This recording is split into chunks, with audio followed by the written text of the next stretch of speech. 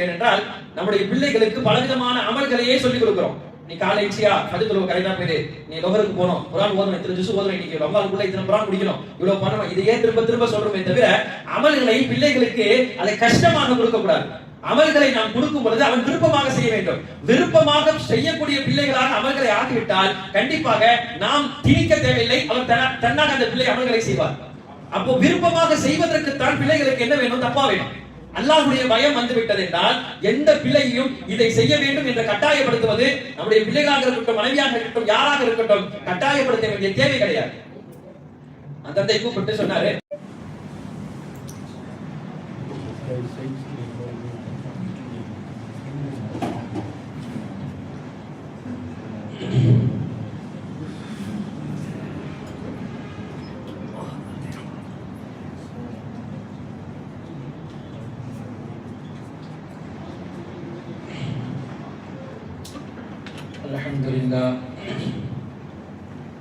Alhamdulillah Rabbil Alamin wassalatu wassalamu ala sayyidil mursalin wa ala alihi wa ashabihi ajma'in amma ba'd. Faqad qala Allah ta'ala fil Qur'anil azim wa fil Furqanil majid. Fa'udhu billahi minash shaitanir rajim. Bismillahir rahmanir rahim. Inna lil muttaqina mafaza. Sadaqallahul aliyyul azim. சகிக்குரிய அல்லாஹ்வின் அடியார்களே, அல்லாஹ்வுடைய மாபெரும் கிருபையால் இன்று ஓதிய சூறாக்களில் சூரா நபா, இந்த சூறாவில் அல்லாஹ் தஆலா ஒரு சிறிய ஆயத்து தான், ஆனால் மனிதனுடைய வாழ்விலே இது இல்லாமல் அவர் அல்லாஹ்வை அடைய முடியாது, இந்த விஷயம் இல்லாமல் அல்லாஹ்வை நெருங்க முடியாது என்ற அளவுக்கு அல்லாஹ் இந்த ஆயத்தை ஆக்கி வைத்திருக்கிறார். இன்னலில் முத்தகீன மஃபாஸா, இறையச்சமுடையவர்களுக்கு அல்லாஹ் வெற்றி என்று சொல்கிறார். இதற்கு அடுத்து வரக்கூடிய அடுத்தடுத்த ஆயத்திலே அல்லாஹ் தஆலா இறையச்சமுடையவர்களுக்கு நாளை சுவனத்தில் கிடைக்கக்கூடிய சுகபோகங்களை பற்றி பேசுகிறார். ஆனாலும் இந்த ஆயத்தில் இறையச்சமுடையவர்கள் என்று அல்லாஹ் யாரை சொல்கிறான்? குர்ஆனுடைய பார்வையில் அல்லாஹ் எவ்வளவு இறையச்சத்தை குறித்து பேசுகிறார். அந்த இறையச்சத்தினுடைய தன்மை நம்மிடத்திலே வருவதற்கு நாம் என்ன செய்ய வேண்டும்? இறையச்சமுடையவர்கள் தன்னுடைய வாழ்க்கையை எப்படி அமைத்துக் கொள்ள வேண்டும்? இதை குறித்தெல்லாம் இன்றைய தினம் பார்க்க இருக்கிறோம். இறையச்சம் என்றால் நமக்கு எல்லாம் தெரிந்ததுதான் அல்லாஹ்வுடைய பயம்.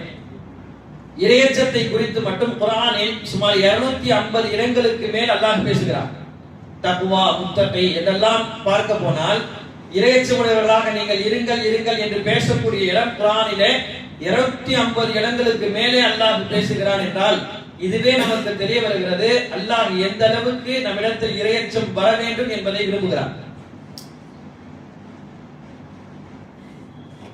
தக்வா இல்லை என்று சொன்னால் நம் செய்யக்கூடிய அத்தனை அமல்களும் அல்லாஹ்விடத்திலே ஒரு கட்டம் வரும், உயரும், அதற்கு மேல் போய் சேருமா என்று சொல்ல முடியாது. தக்வா என்பது நம்முடைய அமல்களை அல்லாஹ்விடத்திலே எடுத்து காட்டக்கூடிய ஒரு மாபெரும் வஸ்து. சொல்ல போனால் தக்வா இல்லாமல் செய்யக்கூடிய எந்த அமலும் அல்லாஹ்விடத்திலே அவ்வளவு சீக்கிரம் ஏற்றுக்கொள்ளப்பட மாட்டார். அனைத்து அமலுடைய காரண கர்த்தாவாக இருப்பது தக்வா தான். அமலுடைய உயிர் நாடி என்பது தக்வா தான். அதனால்தான் அல்லாஹ் தஆலா எந்த அமலை செய்ய ஆரம்பித்தாலும் அந்த அமலுடைய கடைசியிலே நீங்கள் தக்வாவுக்காக இந்த அமலை செய்யுங்கள் என்று சொல்வார். இந்த அமலுடைய நோக்கம், இந்த அமலுடைய நோக்கம் என்றெல்லாம் அல்லாஹ் அந்தந்த அமல்களை சொல்லிவிட்டு கடைசியாக இந்த அமலை எதற்கு செய்ய சொல்கிறேன் என்றால் உங்களிடத்திலே தக்வா வருவதற்காக செய்ய சொல்கிறேன் என்று குர்ஆனுடைய வசனம் தொடர்படியாக நம்மால் பார்க்க முடியும். ஒரு சில வசனங்களை மட்டும் இங்கு சொல்லலாம். யா அய்யுஹன்னாஸ் உஅ்புது ரப்பக்கும் அல்லதீ خلقக்கும் வல்லதீன மின் கப்லிக்கும் லஅல்லக்கும் தத்தகூன். ஈமான் கொண்ட விசுவாசிகளே, உங்களுக்கு தொழுகை கடமை, உங்களுக்கு முன்னால் உள்ளவர்களுக்கும் அதுபோல தொழுகை கடமையாக இருந்தது. இந்த தொழுகையை நான் உங்களுக்கு விதித்தேன், லஅல்லக்கும் தத்தகூன், உங்களுக்கு தக்வா வருவதற்காக தொழுகையை நான் கடமையாக்கினேன். இஸ்லாமுடைய ஆரம்ப கடமை தொழுகை. இப்ப தொழுகையை பற்றி பேசக்கூடிய ரப்புல் ஆலமீன் தொழுகையில என்ன ஓத வேண்டும், எப்படி தொழுக வேண்டும், எவ்வளவு செய்ய வேண்டும், என்னென்ன அமல்களாம் செய்ய வேண்டும், எப்போதெல்லாம் சொல்ல வேண்டும் என்பதையெல்லாம் சொல்லவில்லை. தொழுகையினுடைய நோக்கம் என்ன? நான் உன்னை எதற்காக தொழுக சொல்கிறேன்? ஒரே ஒரு விஷயம், நீ உண்மையான தொழுகையாளியாக இருந்தால் உன்னிடத்தில் தக்வா வந்திருக்க வேண்டும். இல்ல நான் தொழுகிறேன் இடத்திலே தக்குவா வரவில்லை என்று சொன்னால் நம்முடைய அமல் தொழுகையாக இல்லை என்பதை புரிந்து கொள்ள வேண்டும். இதுல மாதிரி ஏராளமான அமல்களை அல்லாஹ் முன்வைத்து தக்குவா வைத்து பேசுகிறார். குர்பானி கொடுக்கிறோம், லை யனால அல்லாஹு லுஹூமுஹா வலா திமாஉஹா வலாக்கின் யனாலுஹு தக்வா மின்கும். அல்லாஹ் சொன்ன அந்த வார்த்தை பொதுவாக எல்லா மதங்களிலும் இந்த குர்பானி அறுத்து பலியிடுதல் இருக்கிறது. ஆனால் அவர்களுக்கும் நமக்கும் மத்தியில ஒரு பெரிய வித்தியாசம். அவர்கள் என்ன சொல்வார்கள், அந்த மாட்டுடைய இறைச்சியை இரத்தத்தை எங்களுடைய கடவுள் கேட்கிறார், அதை விரும்புகிறார் என்று பேசுவார்கள், தெளிவாகவே சொல்வார்கள். ஆனால் அல்லாஹ் என்ன சொல்கிறான், அதற்கு அப்படியே அல்லாஹ் மாற்றமாக பேசுகிறார். லை யனால அல்லாஹு லுஹூமுஹா வலா திமாஉஹா வலாக்கின் யனாலுஹு தக்வா மின்கும். நீங்கள் அறுத்து பலியிடக்கூடிய பிராணியுடைய இறைச்சியோ இரத்தமோ அல்லாஹ்வுக்கு தேவையில்லை. அல்லாஹ்வுக்கு என்ன தேவை, உங்களிடத்தில் இருக்கக்கூடிய தக்வா தேவை. நான் சொன்னேன் என்றால் நீ செய்கிறாயா, நான் இதை செய்ய சொல்கிறேன், நீ கண்மூடி கொண்டு அதை செய்கிறாயா, இல்லை உனது அறிவை வைத்து இந்த அறிவினால் இது சரியா தவறா என்று யோசிக்கிறாயா என்று அல்லாஹ் பார்க்கிறான். வதஸவது ஃபஇன்ன கைர ஸாதி தக்வா. இதெல்லாம் ஃபர்லுகளை தொட்டு அல்லாஹ் பேசுறான். ஹஜ்ஜுக்கு போறோம், உம்ராக்கு போறோம், எவ்வளவோ நமக்கு தயாரிப்பு செய்யறோம், என்னென்ன சாமான் வேணும் எல்லாத்தையும் கணக்கு போறோம். ஹஜ் கப்ல இருந்து அதையும் அனுப்புறாங்க, இதை எடுத்துக்கோங்க அதை எடுத்துக்கோங்க, இதை விட்டுறாதீங்க அதை விட்டுறாதீங்க, அப்புறம் உங்களுக்கு ரொம்ப கஷ்டமா போயிடும், எல்லாம் நம்ம பட்டியல் போடுறோம். அல்லாஹ் ஒரே ஒரு விஷயத்தை வைக்கிறான், வைத்து நீங்க எதை எடுக்கிறீங்களோ எதை விடுறீங்களோ நீங்க கையில எடுத்துக்கக்கூடிய ஒரே ஒரு விஷயம் அல்லாஹ் சொல்றான், வதஸவது ஃபஇன்ன கைர ஸாதி தக்வா. நீங்கள் தக்வாவை முதலில் கையில் எடுத்துக் கொள்ளுங்கள், அதுதான் உங்களுடைய பிரயாணத்தில் ஆக சிறந்தது தக்வா தான். நீங்க எதை விட்டுமானும் சரி, தக்குவா இல்லாமல் அங்க போய் வந்து விடாதீர்கள் என்னிடத்திலே என்று அல்லாஹ் தக்குவாவை கொண்டு வாருங்கள் என்று ஹஜ்ஜுக்கும் உம்ராவுக்கும் அறைகூவல் என்று பேசுகிறார். இது அத்தனையும் தாண்டி நோன்பு காலத்தில் இருக்கிறோம், நோன்பு வைத்திருக்கிறோம். இந்த நோன்புக்கு தக்கவாறும் அல்லாஹ் சொல்லக்கூடிய வார்த்தை பலமுறை நாம் திரும்ப திரும்ப கேட்ட வார்த்தையும் அதுதான், குதிப அலைக்குமுஸ் ஸியாம் கமா குதிப அலல் லதீன மின் கப்லிக்கும் லஅல்லகும் தத்தகூன். உங்களுக்கு நோன்பு கடமை, உங்களுக்கு முன்னால் உள்ளவர்களுக்கும் இந்த நோன்பு கடமை. ஏன் இந்த நோன்பு கடமை? இந்த நோன்பின் மூலமாக உங்களுக்கு என்ன வர வேண்டும், லஅல்லகும் தத்தகூன், நீங்கள் இறையச்சமுடையவர்களாக ஆக வேண்டும். குர்ஆனுடைய அடுக்கடுக்கான வசனங்களில் அல்லாஹ் திரும்ப திரும்ப சொல்லக்கூடிய வார்த்தை என்பது தக்வாதான். நோன்பு வைத்தேன், நோன்பு என்னை விட்டு கடந்து விட்டதே, நோன்பு கடந்த அடுத்த கட்டம் எனதிடத்தில் இருந்த தக்வா போனது என்றால் எனது நோன்பு எனக்கு அல்லாஹ்விடத்தில் ஏற்றுக்கொள்ளப்பட்டதா என்று சொல்ல முடியாது.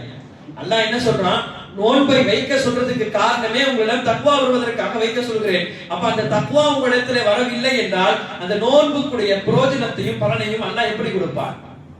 எனவே அனைத்து அமல்களையும் தாண்டி நம்மிடத்திலே தக்வா இருக்க வேண்டும், இறையச்சம் இருக்க வேண்டும்.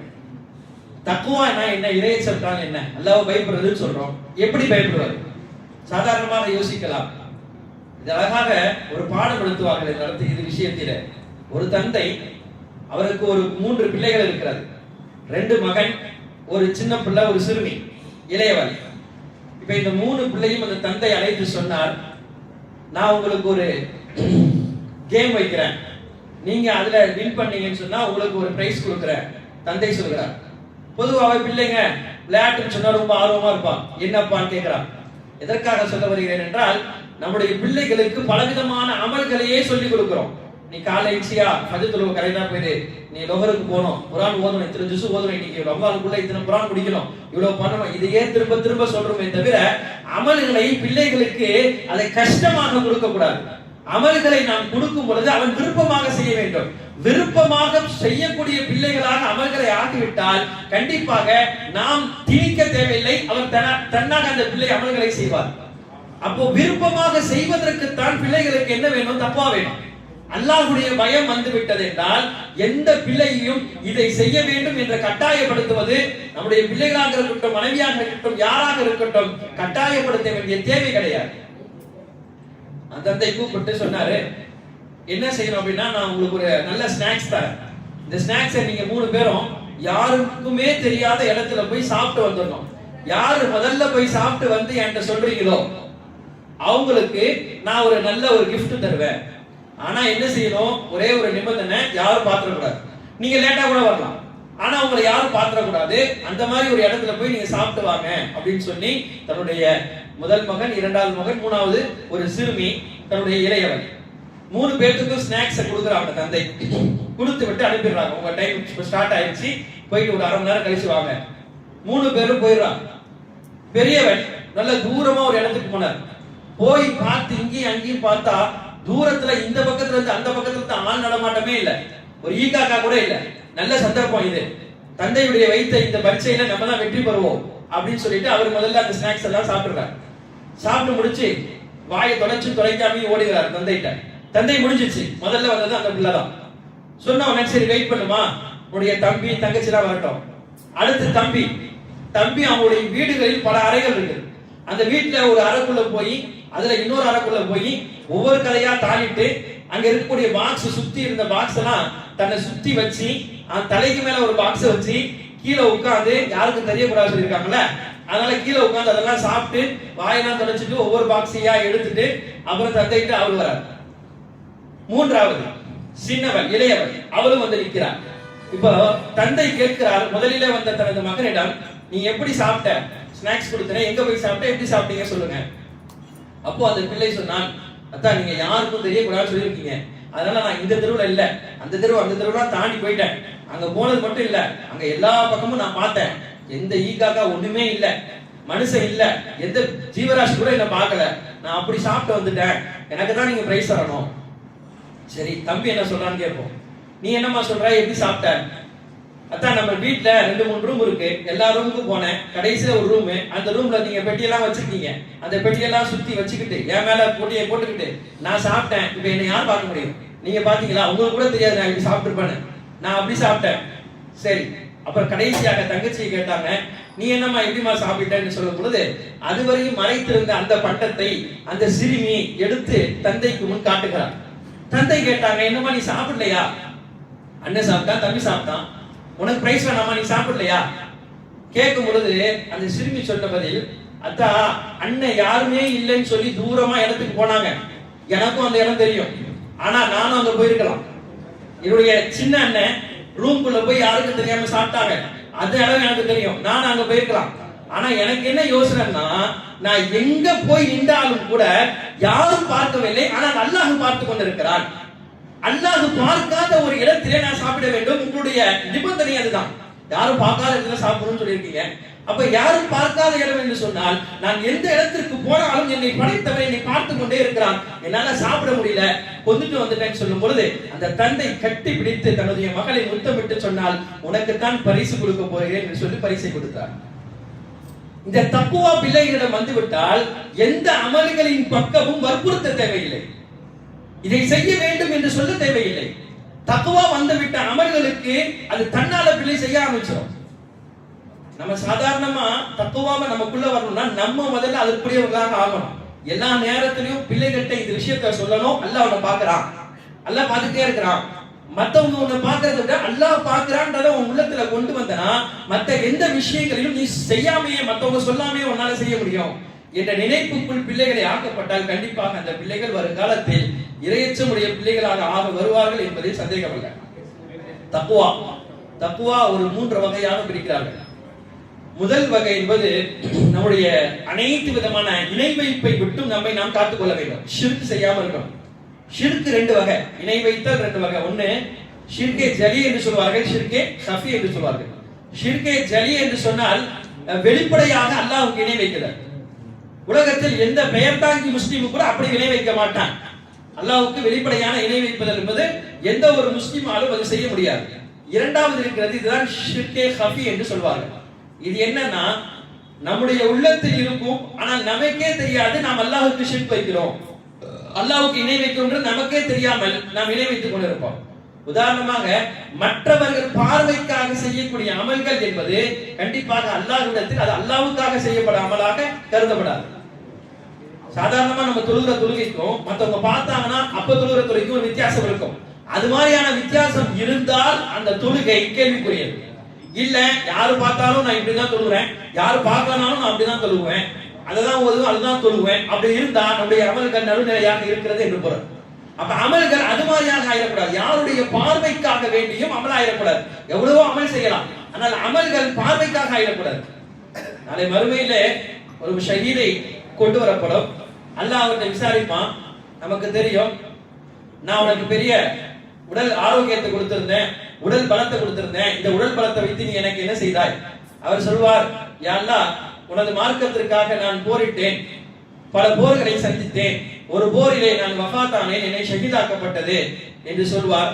அவருக்கு அல்லாஹ் சொல்வான், நீ பொய் சொல்கிறாய், நீ ஷஹீதானா என்பது உண்மை, ஆனால் எனக்காக நீ ஷஹீதாகவில்லை, உன்னை எல்லோரும் போராளி என்று சொல்ல வேண்டும், உன்னை ஷஹீத் என்று சொல்ல வேண்டும் என்பதற்காக நீ போர் புரிந்து ஷஹீதானாய் என்று அல்லாஹ் சொல்வார். ஒரு பெரிய ஆலிம் வருவார், மார்க்க அறிஞர் வருவார், நான் கொடுத்த கல்வியை வைத்து மார்க்கத்தை எந்த அளவுக்கு மக்களிடத்திலே பரப்பினாய், நீ எந்த அளவுக்கு அமல் செய்தாய் என்று கேட்கப்படும். அவர் ஆலிம் சொல்வார், யா அல்லாஹ், நான் ஏராளமான அமல்கள் செய்தேன், கொடுத்த கல்வியை மக்களுக்கு பரப்பினேன் என்று அதிகமாக அல்லாஹ்விடத்திலே தன்னை பற்றி சொல்வார்.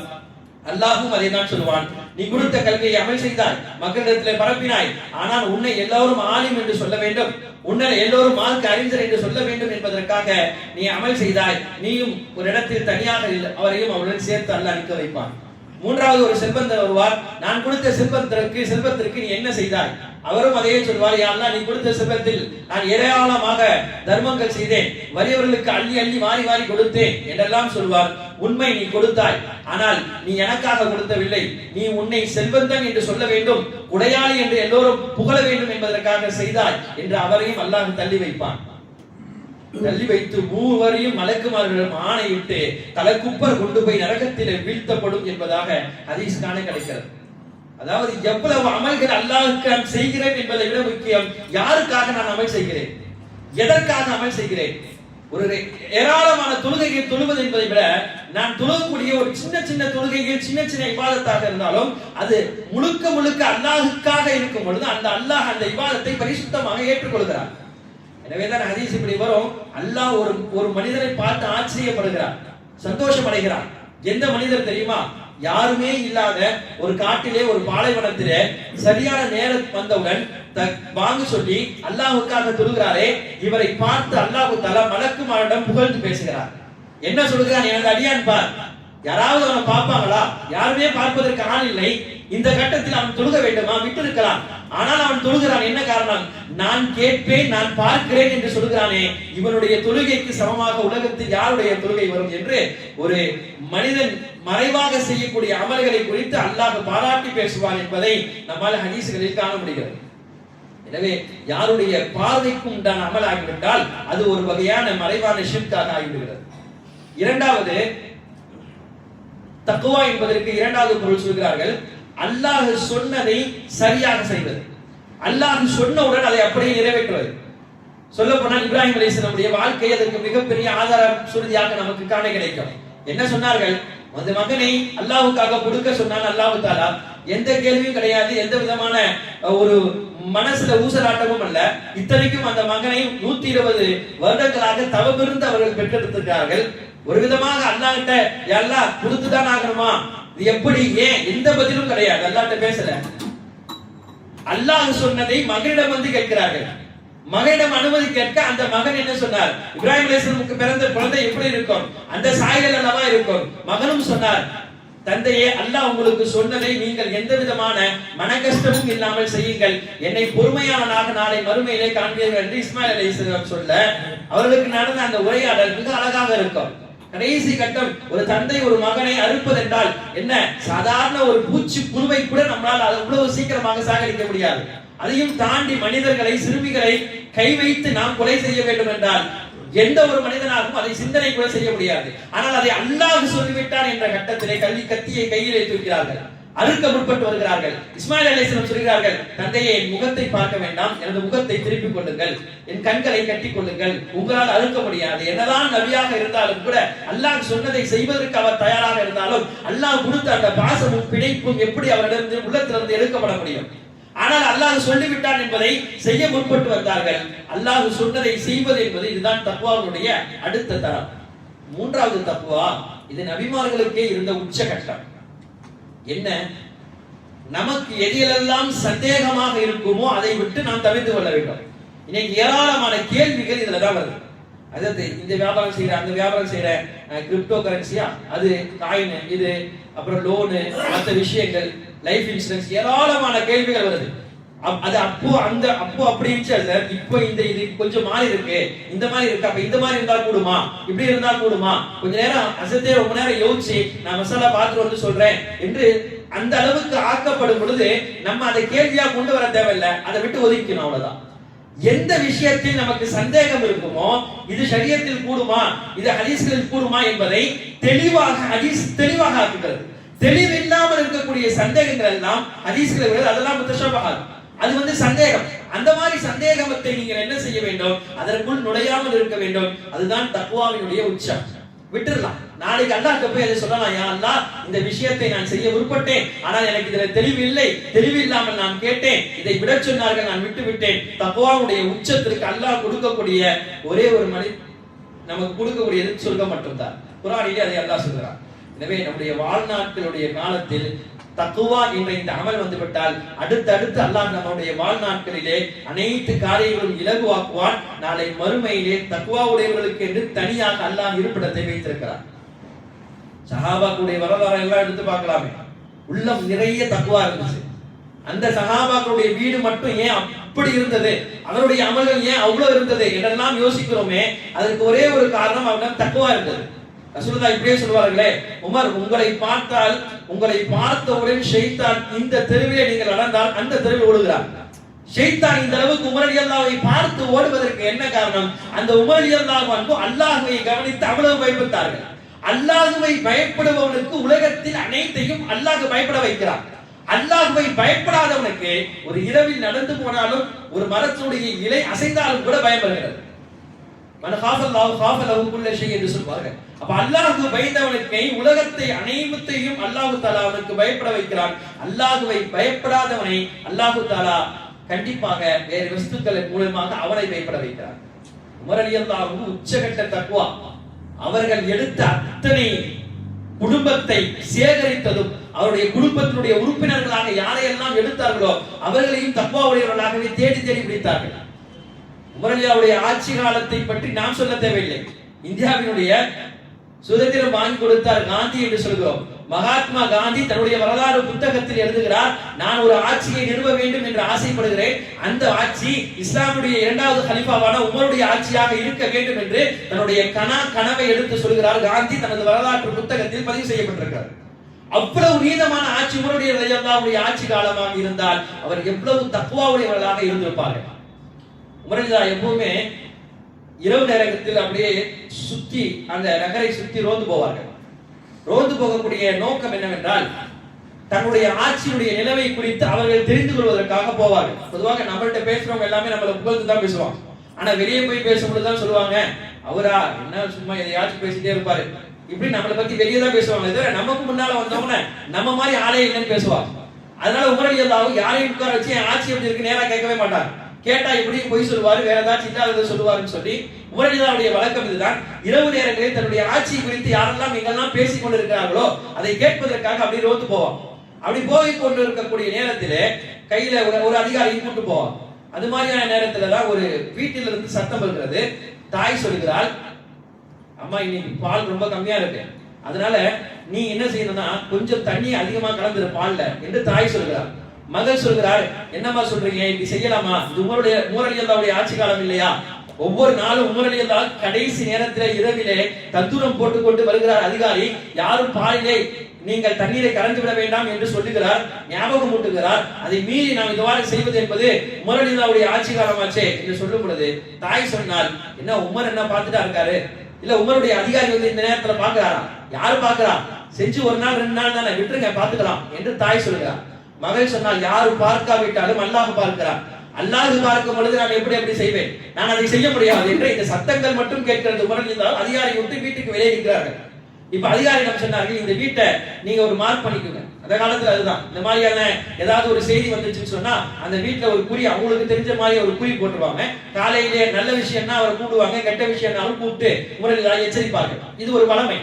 அது மாதிரி அந்த அதிகாரி அஸ்லம் என்ற ஒரு அதிகாரி அந்த வீட்டுல ஒரு கோடிட்டு வைத்தார், அவருக்கு புரியக்கூடிய வகையில். அடுத்த நாள் காலையிலே உமர் ரலியல்லாஹு தனது மகன்களை எல்லாம் கூப்பிட்டு வைத்து சொன்ன வார்த்தை இதுதான், உங்களுக்கு தக்வா நிறைந்த ஒரு பெண்ணை மணமகளாக நான் பார்த்திருக்கிறேன், உங்களில் யார் நிக்கா செய்வதற்கு தயார்? நிக்கா செய்வது என்பது சாதாரண விஷயமா? ஒரு தந்தை ஒரு ஒரு மகளை ஒரு தனக்கு மருமகளை எடுக்கிறார் என்றால் அவன் எப்படியெல்லாம் தனது மகளை எடுக்க வேண்டும் என்று நாம் நினைப்போம். ஒரு தந்தையாக நம்ம எல்லாம் யோசிப்போம். ஆனா உமர் ரலியல்லாஹு சொல்லி செய்யக்கூடிய இந்த விஷயம் இருக்கு தெரியுமா, இதுதான் உச்சகட்டம். அல்லாஹ்வும் குர்ஆனிலே பெருமானார் ஸல்லல்லாஹு அலைஹி வஸல்லம் அதைத்தான் சொல்வார்கள். நீங்கள் நிக்காவுக்காக தேர்ந்தெடுக்கக்கூடிய பெண்மணி என்பவர்கள் அவர்களுக்கு பணம் இருக்கலாம், செல்வம் இருக்கலாம், அழகு இருக்கலாம், குலகோத்திரம் இருக்கலாம், எல்லாம் இருக்கலாம். ஆனால் நீங்கள் பார்த்துக் கொள்ளுங்கள் ஃபஃபு தாதத்தீன், தீன் இருக்கிறதா என்பதை பார்த்துக் கொள்ளுங்கள் என்று ரசூலுல்லாஹி ஸல்லல்லாஹு அலைஹி வஸல்லம் சொல்வார்கள். அதனால பெருமானார் ஸல்லல்லாஹு அலைஹி வஸல்லம் சொன்ன அந்த வாழ்க்கைக்கு இணங்க உமர் ரலியல்லாஹு எதையுமே பார்க்கல. தீன் இருக்கிறது, தக்வா இருக்கிறது, உங்களை யார் நிக்கா செய்யறதுக்கு தயார்? அவருடைய மகன் ஆசிம் அவர் நான் தயார் என்று சொல்லும் பொழுது அடுத்த உடனே ஜனாதிபதி உமர் ரலியல்லாஹு அன்ஹு அவர்களுக்கு குடிசை வீட்டு கடைக்கோடி பெண்ணுடைய குடிசை வீட்டிலிருந்து மருமகள் வருகிறார். அவர்களுக்கு பிறந்த குழந்தை லைலா என்று சொல்லக்கூடிய ஒரு மகள்.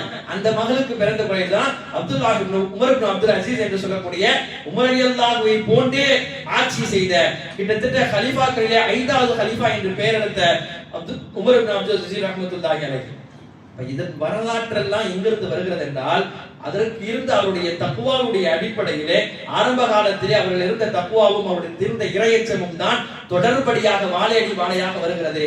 எனவே நமக்கு எவ்வளவு தக்வா இருக்கிறதோ அதுதான் நமது பிள்ளைக்கு இருக்கும், நமது வாரிசுகளுக்கு இருக்கும்.